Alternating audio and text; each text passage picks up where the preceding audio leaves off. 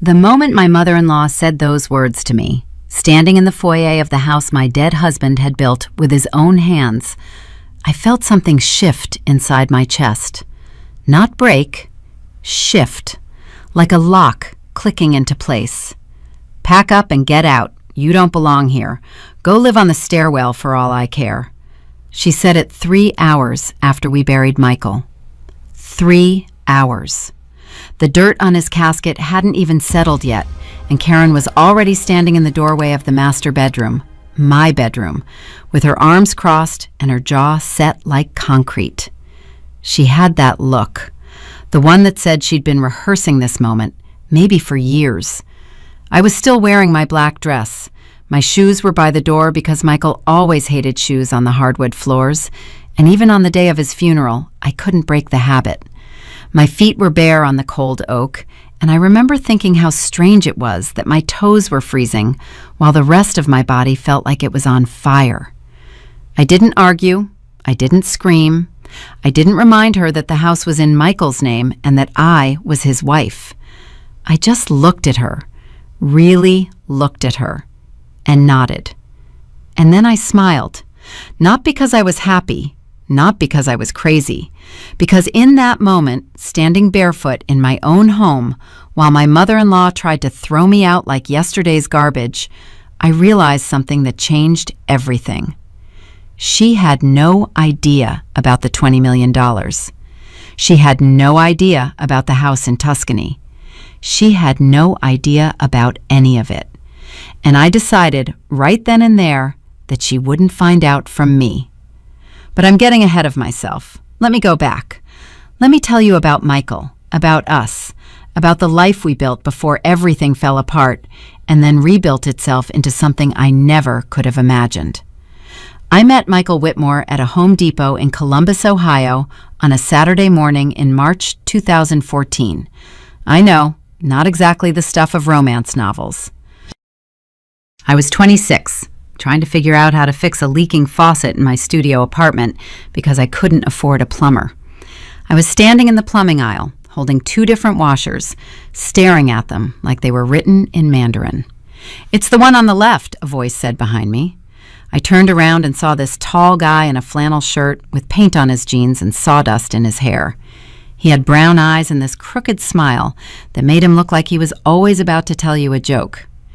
"How do you know which faucet I have?" I asked. "I don't," he said, "but the one on the left fits about 80% of standard kitchen faucets, so statistically, you're better off." "Are you a plumber?" He laughed. "Software engineer, but I flip houses on the side. I'm Michael." "Ashley," I said, "and if this doesn't fix my faucet, I'm blaming you." "Fair enough, but if it does fix it, you owe me a coffee." It fixed the faucet. I owed him a coffee. That coffee turned into dinner, and dinner turned into weekends spent together, and weekends turned into me moving into his little 2-bedroom house in Westerville that he'd renovated himself. Every cabinet, every tile, every piece of trim, Michael had done it with his own hands. He was the kind of guy who noticed things. He noticed when I was tired before I said anything. He noticed when I changed my hair by half an inch. He noticed when the neighbor's kid left his bike in the driveway and would quietly move it to the porch so it wouldn't get stolen. Michael moved through the world like he was trying to leave it a little better than he found it. We got married in October 2016.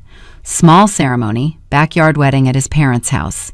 His mom, Karen, made the cake herself. 3 tiers, buttercream frosting, little sugar flowers on top. She hugged me that day and said, "Welcome to the family, sweetheart." And I believed her. God help me, I believed her. Here's the thing about Karen Whitmore. She wasn't a monster. Not at first. She was a 62-year-old widow who'd lost her husband Frank to a heart attack when Michael was 19. She'd raised Michael and his younger sister Brenda on a teacher's salary, and she wore that sacrifice like a badge. Every conversation eventually circled back to what she'd given up, what she'd endured, what she was owed. And Michael, my sweet, patient, brilliant Michael, he felt that debt in his bones. He called her every single day. He mowed her lawn on Saturdays. When her furnace broke in January, he didn't just pay for a new one. He installed it himself, spent the whole weekend crawling around her basement. I respected that. I admired it even. A man who loves his mother is a man who knows how to love. But there's a line between loving your mother and being owned by her. And Michael lived right on that line, balancing like a tightrope walker who didn't realize the net had been removed. For the first 2 years of our marriage, things were good, really good. I was working as an office manager at a dental practice, and Michael's career was taking off. He'd been developing software on the side, some kind of data analytics platform for small businesses. I didn't fully understand what it did, but I understood the late nights, the cold dinners, the way his eyes would light up when he talked about algorithms and scalability. "This is going to be big, Ash," he told me one night. We were lying in bed and he was showing me mock-ups on his laptop. I mean really big, not just for us, for everyone. "I believe you," I said, and I meant it. What I didn't know then, what Michael kept close to his chest, was just how big it would actually become. He wasn't exaggerating. He wasn't dreaming. He was building something worth millions, and he was doing it so quietly that even I didn't fully grasp the scope of it. Michael had this philosophy about money. He'd watched his dad work himself into an early grave chasing overtime shifts, and he'd watched his mom scrape by on a pension.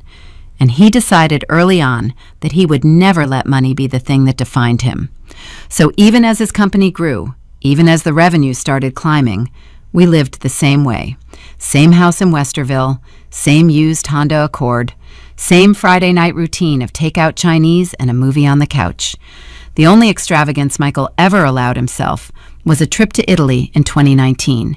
We spent 2 weeks in Tuscany, Florence, Siena, little hill towns with cobblestone streets and cypress trees that looked like they'd been painted by God himself. Michael fell in love with it. He'd stand on these terraces overlooking the vineyards, and this peace would come over his face that I'd never seen anywhere else.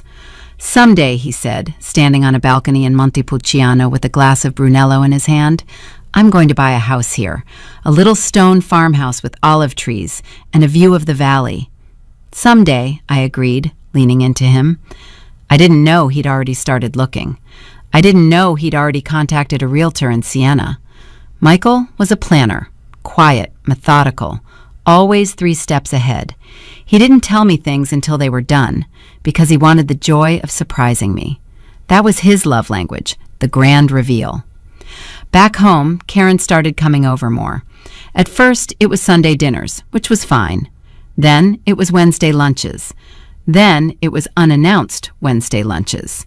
Then it was unannounced Tuesday mornings when I was still in my pajamas, drinking coffee in the kitchen, and she'd just walk in with her spare key and start reorganizing my pantry. "You keep the pasta on the wrong shelf," she told me once, moving boxes around without asking. "There's no wrong shelf for pasta, Karen," I said, trying to keep my voice light. "There is in my son's house," she replied. "My son's house, not your house, not your and Michael's house. My son's house." I let it go. I let a lot of things go in those early years. The comments about my cooking, the way she'd rearranged the living room furniture when I wasn't home, the time she told Michael, in front of me, that he should have married Jennifer Hadley from church because she knows how to keep a proper home. Michael would always smooth it over. "She doesn't mean it like that, Ash. That's just how she is. She'll warm up to you. Give her time." Time. That was always the answer. Give her time. I gave her 6 years. Then, in the fall of 2022, everything changed. Michael came home one evening with a look on his face that I couldn't quite read. He sat me down at the kitchen table, took both my hands in his, and said words that rearranged the architecture of our entire life. "Databridge got acquired," he said. "The deal closes next month."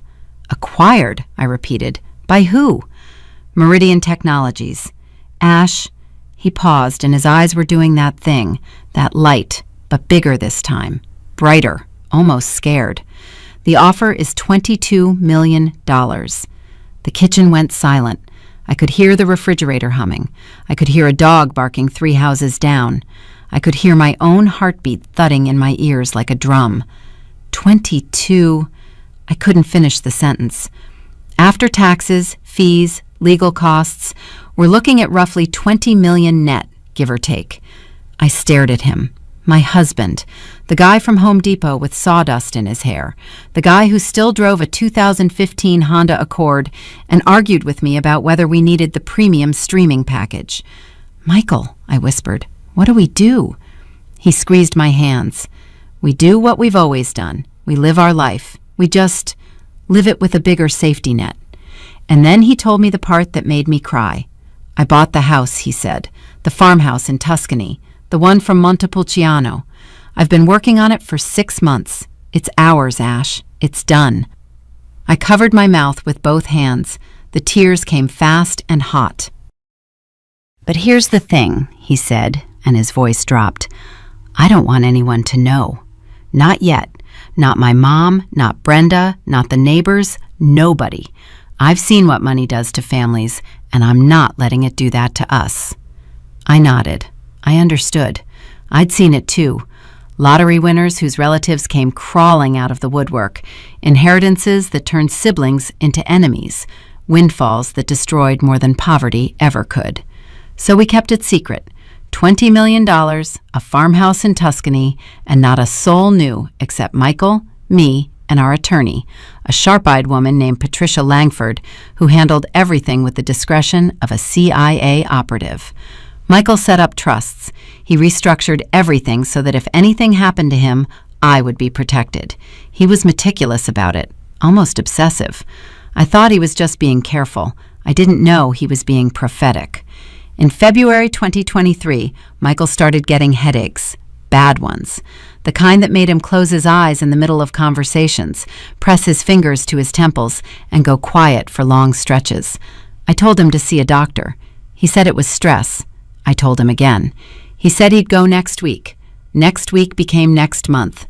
By the time he finally went, it was April, and the doctor didn't say stress. The doctor said glioblastoma. I remember the exact moment the neurologist said the word. We were in a beige office with fluorescent lights and a plastic plant in the corner, and the doctor's mouth was moving, but all I could hear was a high-pitched ringing, like someone had set off a fire alarm inside my skull. Michael reached over and grabbed my hand, and his grip was so tight it hurt, and I thought, this is not happening. This is not our life. We just got everything. We just got the farmhouse and the future and the safety net, and now you're telling me the net has a hole in it the size of a canyon? Michael fought. God, he fought. Chemo, radiation, a clinical trial at the Cleveland Clinic. He lost 30 pounds. He lost his hair. He lost the ability to drive, then to walk without help, then to finish a sentence without losing his train of thought. But he never lost his clarity about one thing. "Don't tell my mother about the money," he said. We were in the hospital. It was August. The leaves outside were still green, impossibly green, and Michael was the color of old paper. "Promise me, Ashley, not until you're ready, not until you're safe." "Safe from what?" I asked. He looked at me, and in his eyes I saw something I'd never seen before. Fear. Not of dying, of what would happen to me after. "Promise me," he whispered. "I promise," I said. Michael died on September 14th, 2023, a Thursday. It was raining, and 4 days later, I stood in the foyer of our house in Westerville, barefoot on the cold hardwood floors, while his mother told me to pack my bags and get out. She didn't know about the 20 million. She didn't know about Tuscany. She didn't know about the trusts or Patricia Langford or any of it. All Karen Whitmore knew was that her son was gone, and I was standing in what she believed was her inheritance. And as I looked at her face, that hard, certain, righteous face, I realized Michael had known. He'd known exactly what she would do. He'd planned for it. He'd prepared me for it, even from his hospital bed, even with his brain being eaten alive. My husband had spent his last months on Earth making sure his mother couldn't destroy me.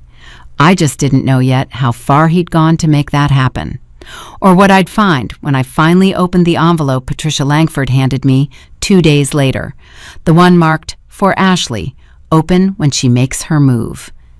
Karen was already calling a locksmith. I could hear her on the phone in the kitchen, changing the locks on my own front door. I went upstairs, packed one bag, and walked out into the September rain. But I was smiling. Because the game Karen thought she was winning, it hadn't even started yet. I drove to the only place I could think of, a Hampton Inn off I-270, about 15 minutes from the house. Our house. My house. The house Michael built with his own 2 hands, where Karen was now calling a locksmith like she owned the place. The parking lot was half empty. The rain had slowed to a drizzle, and the neon sign buzzed and flickered in the gray September evening. I sat in the car for a long time, Michael's old Honda Accord, the one he refused to trade in even after $20 million landed in our accounts. And I just breathed, in and out, in and out, like the grief counselor at the hospital had taught me during those last weeks. My phone buzzed, then again, then a third time. Karen. 3 texts in rapid succession. I changed the locks. Don't bother coming back. I'm calling Brenda. We're sorting through Michael's things this weekend. You can pick up your clothes on Monday. Leave the jewelry. Leave the jewelry. My wedding ring. The necklace Michael gave me on our 5th anniversary. A simple gold chain with a tiny diamond pendant. He'd saved for it back when saving still mattered, before Data Bridge, before any of it. I didn't respond. I checked into the hotel, dropped my bag on the bed, and sat on the edge of the mattress staring at the beige wall. The room smelled like industrial cleaner and stale air freshener.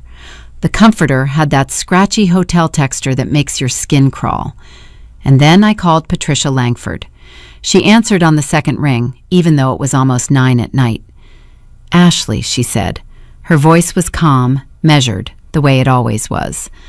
Patricia was the kind of attorney who could tell you your house was on fire and make it sound like a weather report. "I've been expecting your call." "She kicked me out," I said. "Karen, she changed the locks." A pause. "Then, she changed the locks on a house she doesn't own." "She doesn't know that." "No," Patricia said, "she doesn't." "Are you safe? Where are you?" "Hampton Inn, off 270. "Okay, listen to me carefully. I need you to come to my office tomorrow morning, 9 o'clock. There are things Michael wanted you to know, things I couldn't tell you until the circumstances required it." "What things?" 9 o'clock, Ashley. Get some sleep." I didn't sleep, not really. I lay on that hotel bed and watched the ceiling and listened to the ice machine humming down the hall, and I replayed every moment of the last 18 months. Michael's diagnosis, the chemo, the way he'd grip my hands so hard during the bad nights that I'd have bruises the next morning, the way he'd whisper plans to me even when he could barely keep his eyes open, plans about the house in Tuscany, about the trusts, about what would happen after. I'd thought he was being anxious, paranoid even, a dying man trying to control what he couldn't control. Now I understood. He wasn't paranoid. He was precise. At 8:47 the next morning, I was sitting in Patricia Langford's office in downtown Columbus. It was the kind of office that whispered money.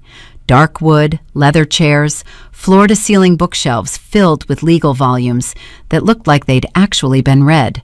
Patricia sat across from me in a navy blazer, her silver hair pulled back, reading glasses perched on her nose. Between us on the desk was a thick manila envelope, the one she'd mentioned before, the one marked, "For Ashley, open when she makes her move." "Michael gave me this in July," Patricia said, 3 weeks before he passed. "He was very specific about when you should receive it." "When she makes her move," I repeated. He knew Karen would do this. Patricia took off her glasses and looked at me with something that might have been pity or might have been respect. "Ashley, Michael didn't just know. He documented it. He prepared for it like he was preparing for a product launch. That was who he was." She slid the envelope across the desk. I picked it up. It was heavier than I expected. I broke the seal and pulled out a stack of papers, and on top was a handwritten letter in Michael's careful engineer's handwriting, the letters small and precise, even though toward the end, his hands had started to shake. I read it right there in Patricia's office while the morning sun cut through the blinds and made stripes across the desk. Ash, it began, if you're reading this, then my mom did exactly what I told you she would. And I'm sorry. I'm sorry I couldn't fix her. I'm sorry I spent so many years making excuses for her. I'm sorry I didn't protect you sooner. But I'm protecting you now. My vision blurred. I blinked hard and kept reading.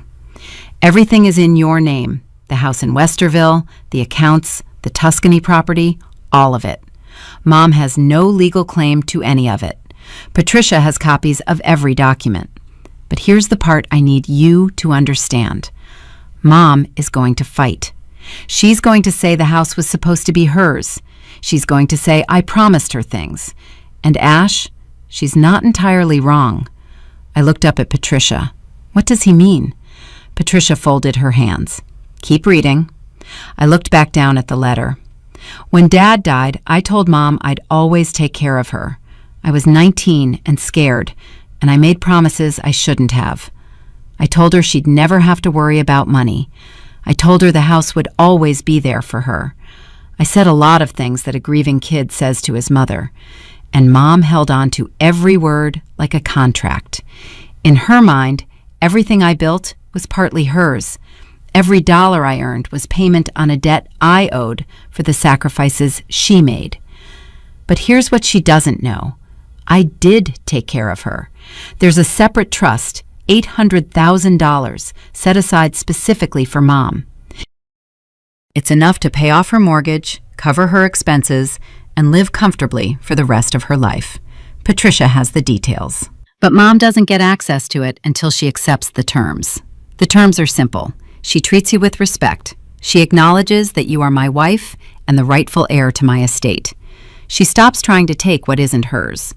If she can't do that, if she fights you, Ash, then you have every right to protect yourself. Use the documents in this envelope. They'll show you everything you need. The letter ended with 3 words that broke me open like an egg. I love you. Live big. I set the letter down and pressed my palms against my eyes. The tears came hard and silent, the kind that hurt your chest and make your shoulders shake. Patricia didn't say anything. She just pushed a box of tissues across the desk and waited. When I finally pulled myself together, I looked through the rest of the envelope. There were copies of the trust documents, the deed to the Westerville house, in my name, transferred 6 months before Michael died, bank statements, the purchase agreement for the Tuscany property, and something I didn't expect, a printed email chain between Karen and Brenda dated August 2023. While Michael was dying, while I was sleeping on a cot next to his hospital bed, holding his hand through the night. The emails were about money. Karen to Brenda, August 3rd.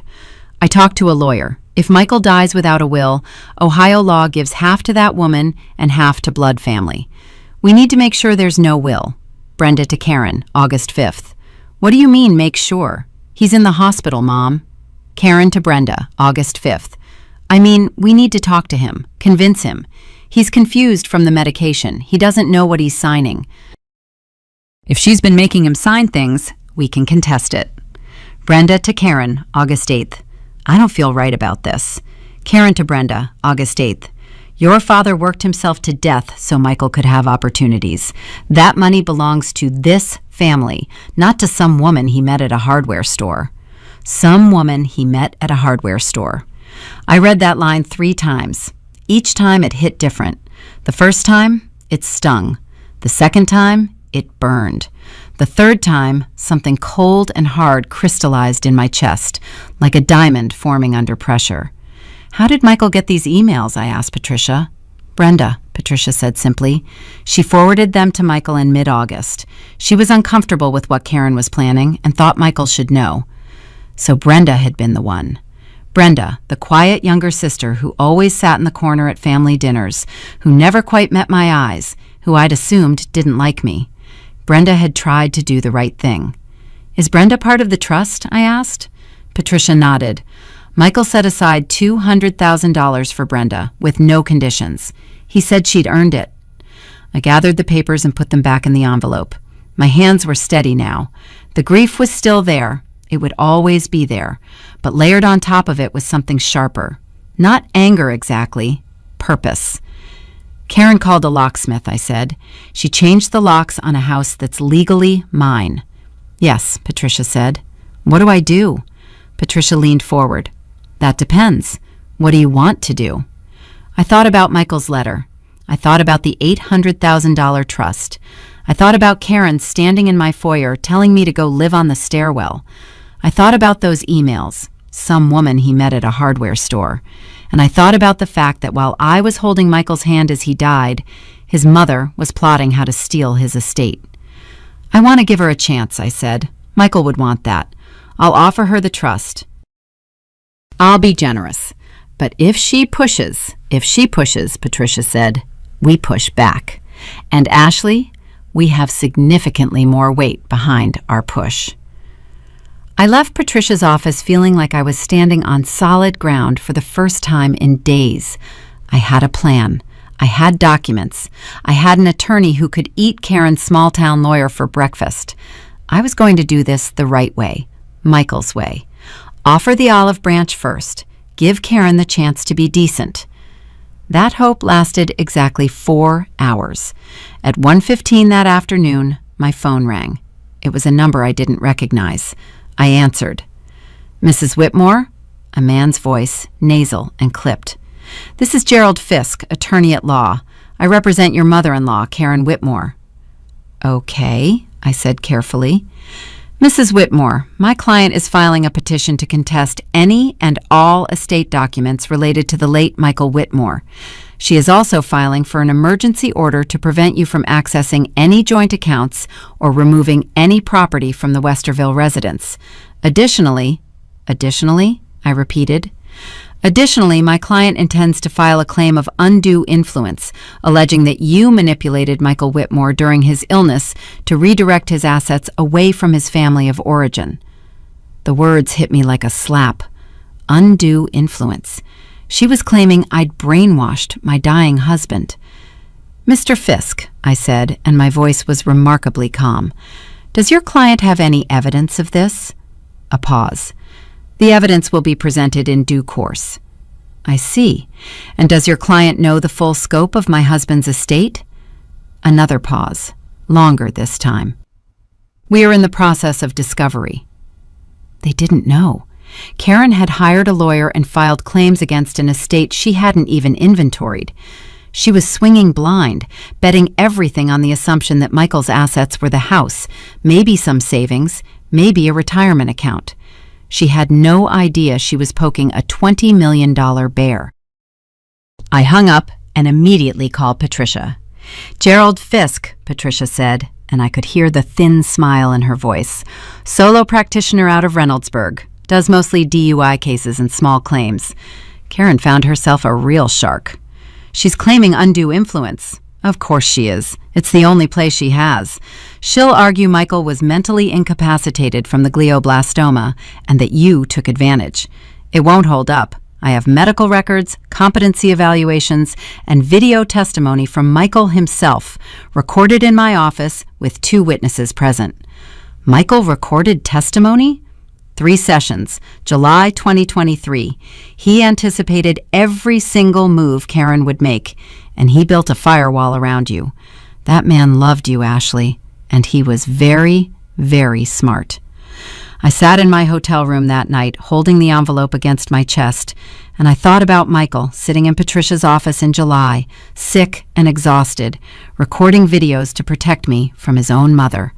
The image broke my heart and rebuilt it at the same time. But here's the thing about hope. It's fragile, and mine was about to shatter. The next morning, I got a call from Brenda. The first time she'd called me directly in years.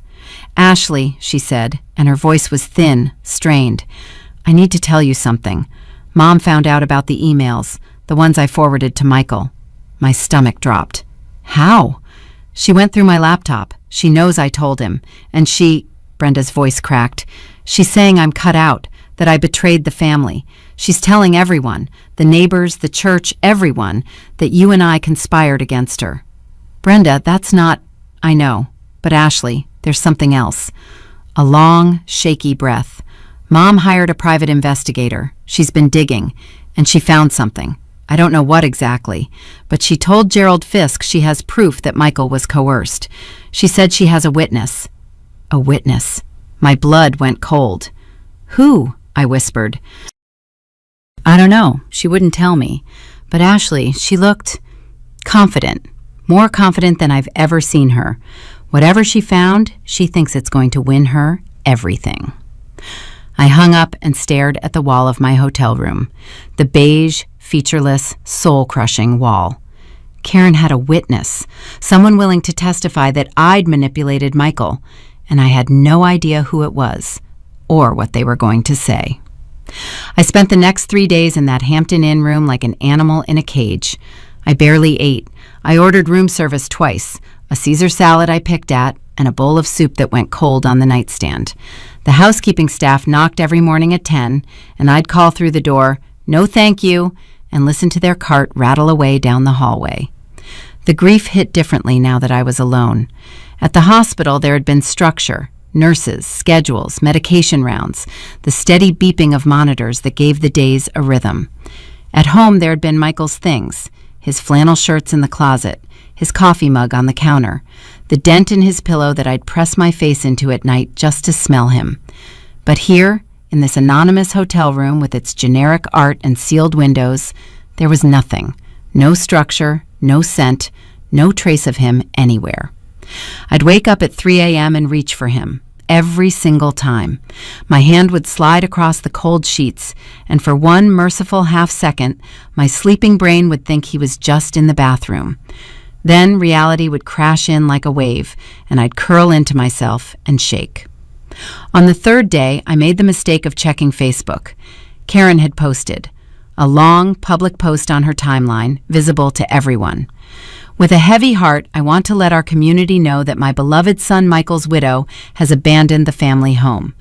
During this devastating time of grief, when we should be coming together as a family, Ashley has chosen to disappear. I am heartbroken, not only by the loss of my son, but by the actions of someone I welcomed into my family with open arms. I ask for your prayers as Brenda and I navigate this painful chapter.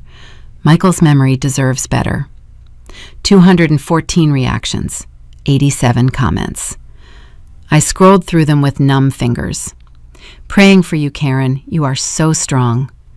I always thought something was off about her. So sorry, sweetie. Michael was too good for this world. Stay strong, Mama. She left? Right after the funeral? What kind of person does that?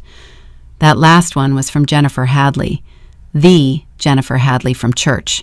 The one Karen always said Michael should have married. I put the phone down. I walked to the bathroom. I gripped the edges of the sink and stared at my reflection. Dark circles under my eyes, unwashed hair, the collar of Michael's old Ohio State t-shirt that I'd packed in my one bag hanging loose around my neck. I looked like someone who'd been shipwrecked. And then I threw up. Not from illness, from the sheer, overwhelming weight of it all. My husband was dead. His mother had stolen my home. She was poisoning the entire community against me. She had a lawyer filing claims I'd brainwashed a dying man. She had a mystery witness. And I was hiding in a Hampton Inn, vomiting into a hotel toilet, completely and utterly alone. That was my bottom, right there, barefoot on cold tile, forehead pressed against the rim of a toilet in a mid-range highway hotel, sobbing so hard I couldn't breathe. I thought about giving up. Not in the permanent sense, not like that, but in the surrender sense. Just walking away. Letting Karen have the Westerville house, taking the money and the Tuscany property and disappearing to Italy and never looking back. What did it matter? Michael was gone. The house was just walls and floors. Let Karen have it. Let her win. I almost called Patricia to tell her exactly that, but then my phone buzzed, and it wasn't Patricia. It wasn't Karen. It wasn't Brenda. It was a text from a number I didn't recognize. Ashley, this is Dr. Rebecca Torres. I was Michael's oncologist at Cleveland Clinic. I heard what's happening, and I need to speak with you. It's important. Can you call me? I stared at the message for a full minute. Dr. Torres. I remembered her. Tall, direct, dark hair always pulled back in a tight bun. She'd been Michael's primary oncologist during the clinical trial. She'd been the one who'd sat us down in June and said the words palliative care for the first time. Michael had trusted her completely. I called her back. Ashley, her voice was warm but urgent. Thank you for calling. Listen, I don't normally do this. Patient confidentiality, professional boundaries, you understand. But Michael gave me written authorization before he passed to share certain information with you if specific circumstances arose. What circumstances? If anyone challenged his mental competency. Ashley, I got a call yesterday from an attorney named Gerald Fisk. He was requesting Michael's medical records, specifically his neurological evaluations and medication logs. He's trying to build a case that Michael was cognitively impaired when he made his estate decisions. My grip tightened on the phone. And was he impaired? Absolutely not. Her voice was steel. Michael underwent 3 separate competency evaluations between May and July of 2023. I ordered them myself because he asked me to. He said, and I'm quoting, "My mother is going to claim I lost my mind. I need proof that I didn't." Every evaluation confirmed full cognitive capacity. His tumor affected motor function, not executive reasoning. He was sharp until the very end, Ashley. I'll testify to that under oath. I sat down on the edge of the bathtub. The cold porcelain bit through my pajama pants. There's something else, Dr. Torres said. The witness Karen's attorney mentioned. I think I know who it is. Who? A home health aide named Marcus Webb. He was assigned to Michael for the last 3 weeks, overnight shifts. I didn't select him. He came through the agency. But Ashley, I reviewed the care logs after Fisk's call, and something didn't add up. Marcus logged several entries noting that Michael appeared confused and unable to make decisions. Those notes directly contradict my evaluations and the nursing staff's observations. Are you saying he falsified records? I'm saying his documentation is inconsistent with every other medical professional who interacted with Michael during that period. And I'm saying that 2 days after Michael died, Marcus Webb was terminated from the agency for an unrelated complaint. But when I called the agency director, she mentioned that someone had been calling about Marcus, asking if he'd be available to provide a statement. Someone. She didn't get a name, but the call came from a 614 area code. Columbus. Karen. It had to be Karen. She'd found the one person in Michael's care team whose records could be twisted, and she was building her case around him. I hung up with Dr. Torres and sat in that bathroom for a long time. The tile was cold under my feet. The fluorescent light buzzed overhead. And something was changing inside me. Something molecular, fundamental, like iron being forged in a furnace. For 3 days I'd been grieving, hiding, shrinking, letting Karen's narrative become the only narrative, letting her Facebook posts stand unchallenged, letting her lawyer file motions while I threw up in a hotel bathroom. Michael hadn't spent his last months building a fortress around me so I could crumble in a Hampton Inn. I stood up. I washed my face. I pulled my hair back. I put on real clothes for the first time in 3 days. Jeans, a blouse, the one pair of shoes I'd packed. I looked at myself in the mirror and I said, out loud, to no one, "Okay, enough." I called Patricia first. Told her everything Dr. Torres had said. Patricia listened without interrupting, and when I finished, she said, "This is better than I hoped. A falsified medical record and a compromised witness. Gerald Fisk's entire case just became a liability for his own client."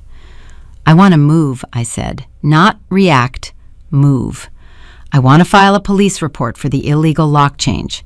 I want to send Karen a formal notice that the house is mine, and I want a meeting, face to face, where I offer her Michael's trust one last time before we go nuclear." "You're sure?" "I'm sure. Michael gave her a chance. I'll give her one more. But Patricia, only one." "Understood. I'll draft the notice today. And Ashley, the police report is smart. Document everything. Every text, every voicemail, every Facebook post. Screenshots with timestamps. I spent the next 2 hours doing exactly that. I screenshotted Karen's Facebook post, the comments, her text to me about changing the locks. I saved every voicemail. There were 4 now, increasingly hostile. I organized everything in a folder on my phone labeled simply KW. Then I made one more call, to Brenda. She answered on the first ring, like she'd been waiting. Ashley, I'm so sorry about the Facebook post. I told her not to. Brenda, stop. I'm not calling to talk about the post. I'm calling because I need you to know something. I paused. Michael left you $200,000. No conditions. He loved you, and he wanted you taken care of. Silence. Then a sound that might have been a gasp or might have been a sob. He also left your mother $800,000 in a trust. But there are conditions, Brenda, and right now she's doing everything possible to make sure she never meets them. I didn't know, Brenda whispered.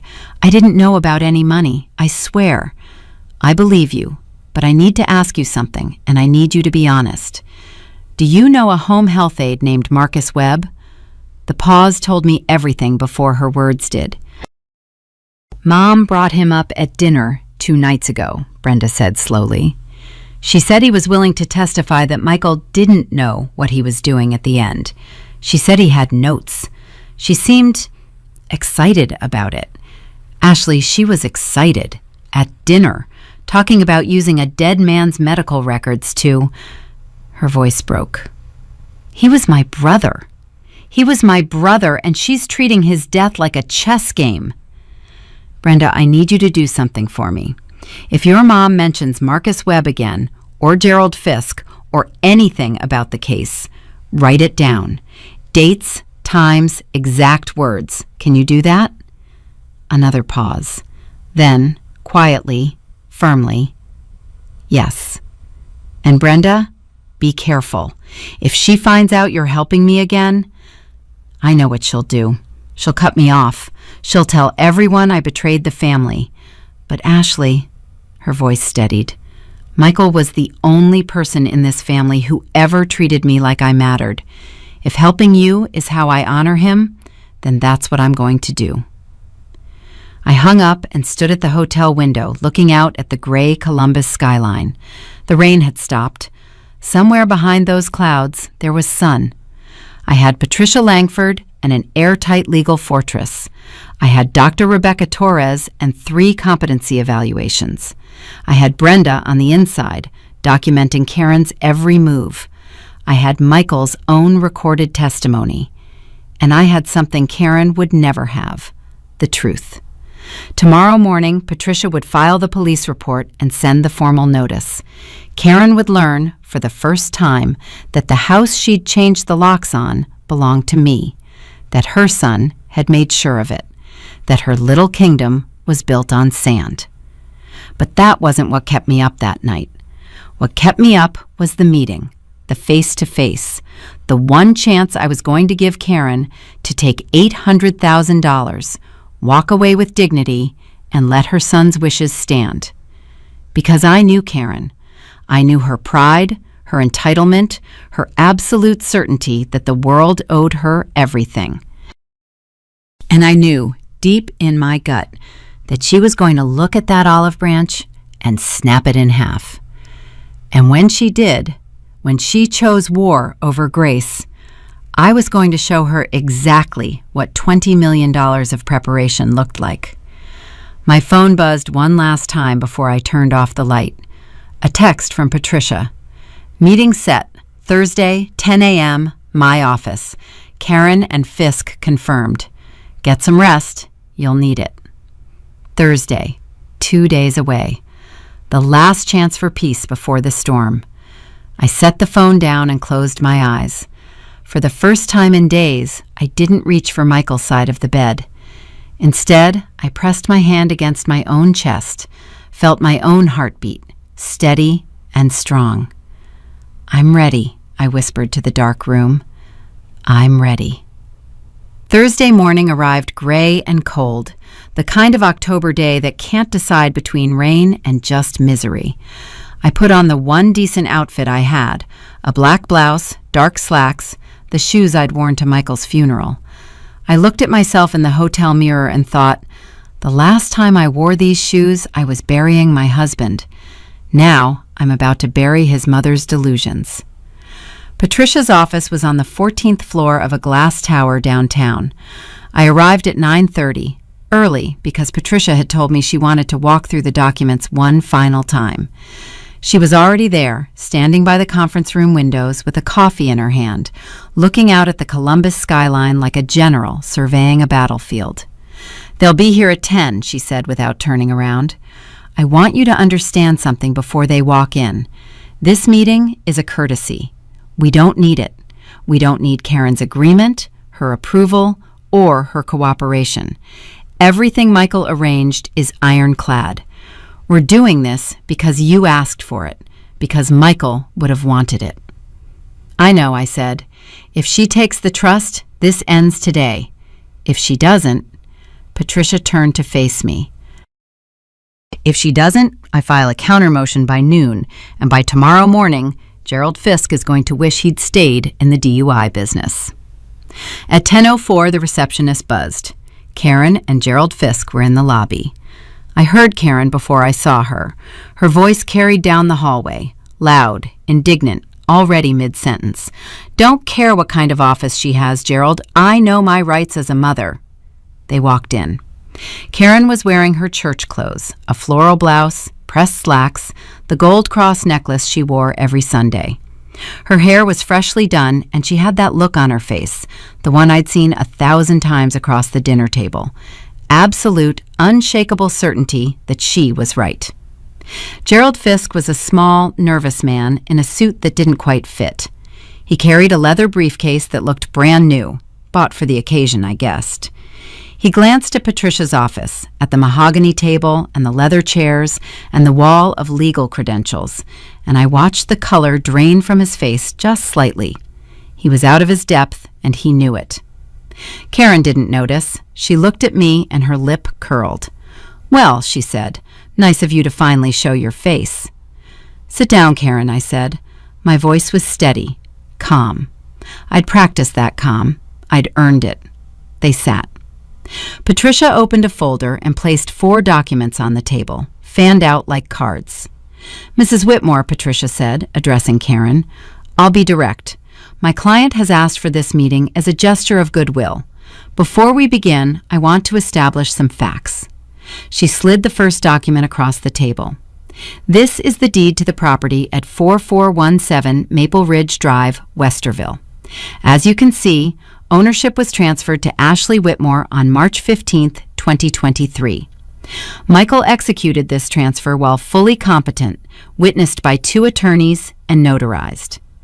Karen picked up the document. Her eyes moved across it slowly. Gerald leaned over to look.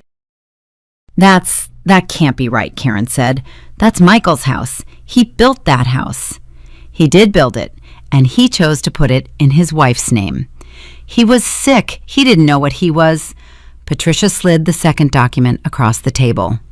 "These are 3 separate cognitive competency evaluations conducted by Dr. Rebecca Torres, Michael's oncologist at the Cleveland Clinic, May 12th, June 3rd, and July 19th, 2023.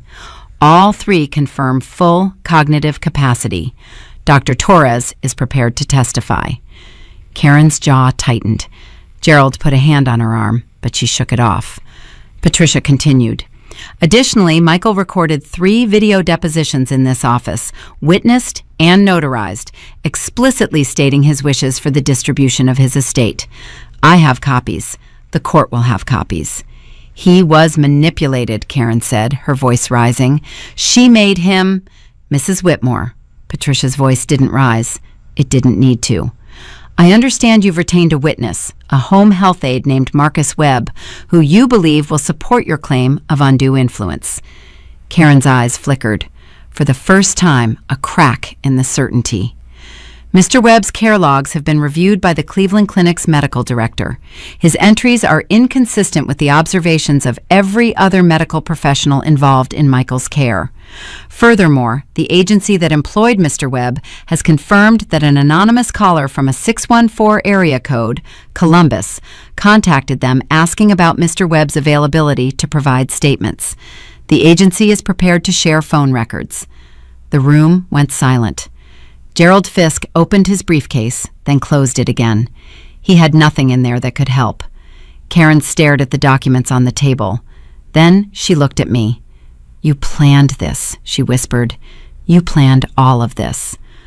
"Michael planned this," I said, "because he knew you, Karen.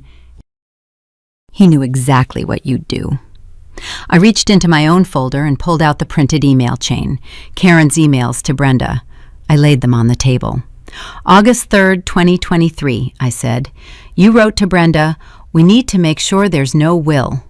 August 5th, 'He's confused from the medication. He doesn't know what he's signing.' August 8th, 'That money belongs to this family, not to some woman he met at a hardware store.'" Karen's face went white. Not pale, white, like every drop of blood had retreated from her skin. "Brenda," she breathed. "Brenda gave you those.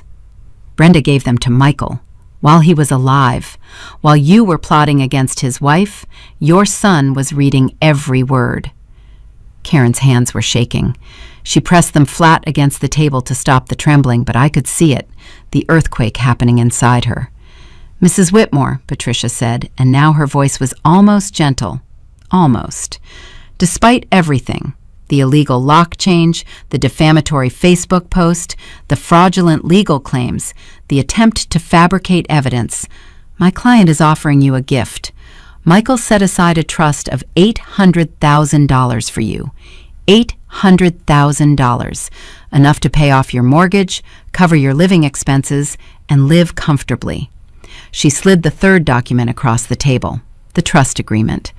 "The conditions are simple. You accept Ashley as Michael's rightful heir, you drop all legal challenges, you issue a public retraction of the statements you made on social media, and you treat Ashley with basic human decency going forward." Karen stared at the trust document. Her mouth opened, then closed, then opened again. $800,000, she repeated. "Michael's company sold for—" She stopped. Her eyes widened. "How much? How much was the company worth?" Nobody answered. "How much?" Karen's voice cracked. "Gerald, make them tell me how much." Gerald Fisk cleared his throat. "Patricia, as part of discovery, we would be entitled to—" "You're entitled to nothing," Patricia said. "Your client has no legal standing. She is not a beneficiary, not a co-owner, not a party to any of Michael's business transactions. The only reason she's being offered anything at all is because her son loved her, despite everything." Karen looked at me then, really looked at me, and I saw something I'd never seen in her eyes before. Not anger, not contempt, not that familiar self-righteousness. I saw fear, raw, animal fear. The fear of someone who has just realized they're standing on the edge of a cliff they built themselves. "You're going to take everything," she whispered.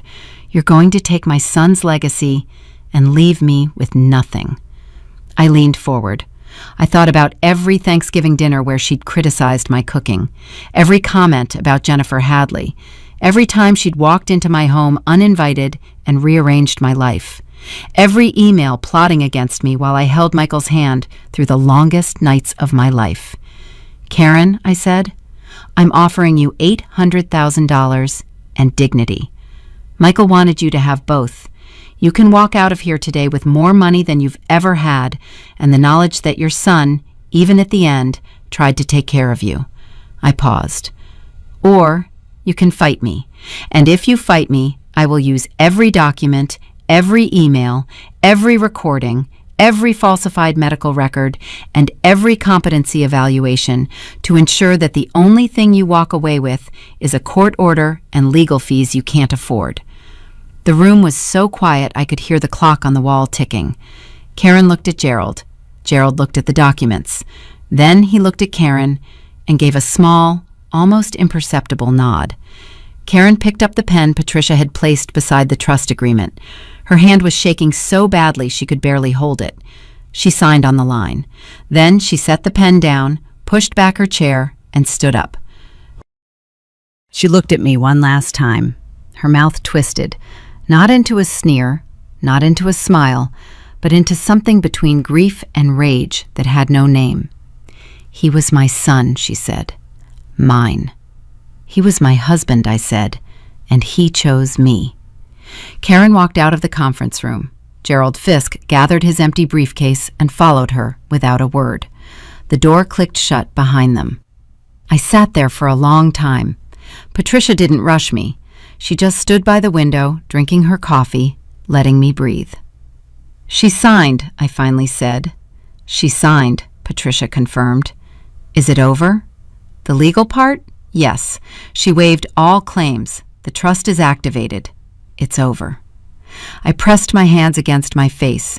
The tears came then, not the violent, breaking kind from the hotel bathroom, but something quieter. Release. The slow unclenching of a fist that had been closed for months. 3 weeks later, I stood in the foyer of 4417 Maple Ridge Drive. My house. The locks had been changed again, back to mine. Michael's flannel shirts were still in the closet. His coffee mug was still on the counter. The dent in his pillow was still there. I walked through every room, touching the trim he'd installed, the cabinets he'd built, the tile he'd laid with his own hands. The house was full of him, not his ghost, but his care. Every corner was evidence of a man who paid attention. Brenda came by that Saturday. We sat on the back porch with coffee and watched the October leaves drift across the yard. She told me Karen had moved to a condo in Gahanna, bought outright with the trust money. They weren't speaking much, but Brenda said Karen was seeing a therapist, first time in her life. "She's not going to apologize," Brenda said. "You know that, right?" "I know." But she signed, and she stopped, and maybe that's the most you can expect from someone like her. I nodded. Maybe it was. In December, I flew to Italy. The farmhouse in Montepulciano was everything Michael had described. Stone walls, olive trees, a terrace overlooking the valley. The realtor had left a bottle of Brunello on the kitchen counter with a note, "Welcome home, Signora Whitmore." I stood on that terrace at sunset, holding a glass of wine, looking at the same view Michael and I had shared years ago. The cypress trees were black against an orange sky. The air smelled like wood smoke and rosemary. Somewhere down the hill, a church bell rang. I thought about the girl in the Home Depot aisle, holding 2 washers, trying to fix a leaky faucet she couldn't afford to call a plumber for. I thought about Michael's crooked smile. I thought about his voice in my ear. Live big. I took a sip of wine. I breathed in the Tuscan air. And for the first time since September, I didn't feel the grief pulling me under. It was still there. It would always be there. But it had changed shape. It wasn't drowning anymore. It was ballast, weight that kept me grounded while I learned to stand on my own. Michael didn't leave me $20 million. He left me proof that I was worth fighting for, worth planning for, worth spending your last breath to protect. Not everyone gets that kind of love. I got it from a guy with sawdust in his hair who knew which washer fit 80% of standard kitchen faucets. And that was worth more than any inheritance.